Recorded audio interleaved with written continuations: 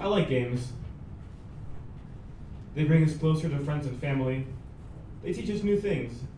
And in the end, they give us a new way to look at the world.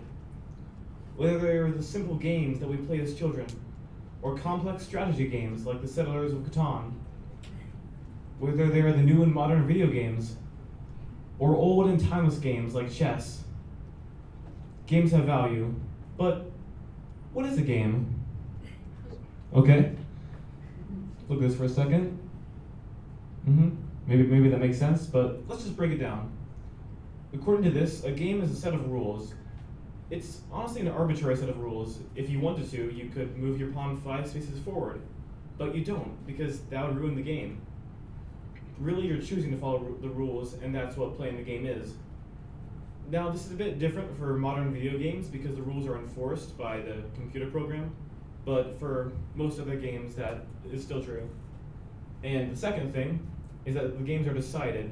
There's a victory of some kind usually through skill, that's having the information and experience to make the right choices, strength, physical traits, and luck. That one's pretty self-explanatory. So, let's apply this. Let's think of a very simple game that most of you have probably played at some point, like tag. So, are there rules to tag? Sure, there's one person who's it, they chase others, okay. And how do you win tag? Well, you have to be fast. There's your strength, and you have to be skilled because I guess you want to chase people in order to win. And you could go in a straight line or curvy line, so yeah. And luck. Maybe you're running away from someone and you fall over a tree root. Sorry, man. That's how it goes. But there's another thing I'd like to say, and that's that games teach us. Let's think of another simple game. A very, very simple game. Like Duck, Duck, Goose. It's hard to get simpler than Duck, Duck, Goose. But how could you possibly learn anything from that? Well, how do you win? You have to choose someone who's less fast than you are. Wait a second. Duck, Duck, Goose teaches us to sense weakness. Sounds pretty grim for a kid's game, huh? Alright, let's try something a bit different. How many of you have ever played Chutes and Ladders? Pretty terrible game, huh? All luck. No strategy, no skill, no strength involved. What if I told you it was more than 2,000 years old? Snakes and ladders, now called Chutes and Ladders, originated in India, predating most of Western civilization. In the beginning, there were 14 snakes and 5 ladders. Pretty simple, roll a dice, move forward. If you land on a snake, you go down. Land on a ladder, you go up. But this is where it gets interesting. In the original game, the snakes were labeled with vices like drunkenness, and the virtues or ladders were labeled with other virtues, just said that, like open-mindedness. Thus the game taught the values of the culture. This pure luck game of no strategy and skill still teaches us something. Later, Buddhism spread in some parts of India, and the final square was labeled as nirvana, or enlightenment, in Buddhist tradition. Then, Great Britain colonized India, and the game was brought back to England, where they changed it. Now there were an equal number of snakes and ladders, because in Christian England they had a focus on redemption, so there had to be an equal number of vices and virtues. But then, the game was brought to America,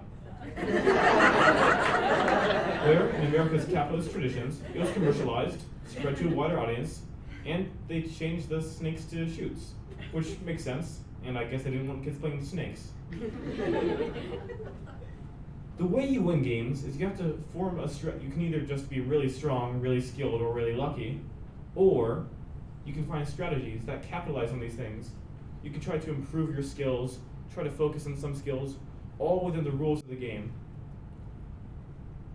Now, let's try something, once again, a little bit different. How many of you have ever made a game? A few.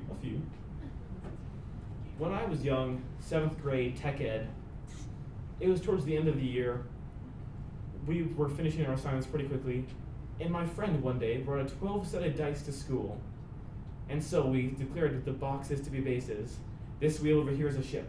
Okay, you can move it 6 inches per turn. Roll a dice to see what happens.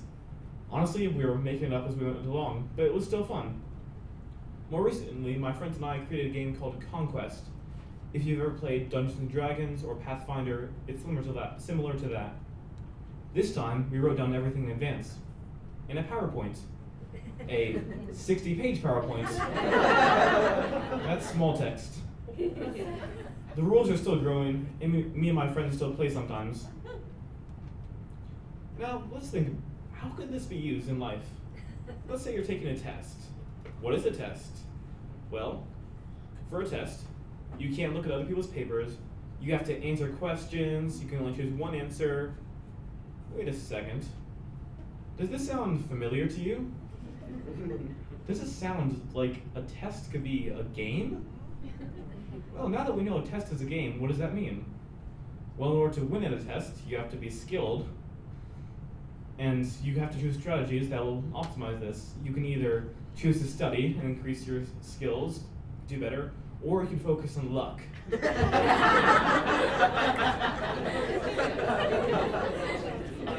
Well, let's look at this a bit differently. Let's look at it not just as a player of games, but a maker of games. When you're making games, every rule has a purpose. So, why did the test maker do this? Why did they ask this question? What are they getting at? Why did they include option C? Once you start doing this, it may seem a bit different to you. Maybe some of your teachers have said things like, oh, interact with the test, don't react to it. Maybe now you know what the heck you're talking about. So, go out, play games, create games, look at the world a bit differently, and have fun. Thank you.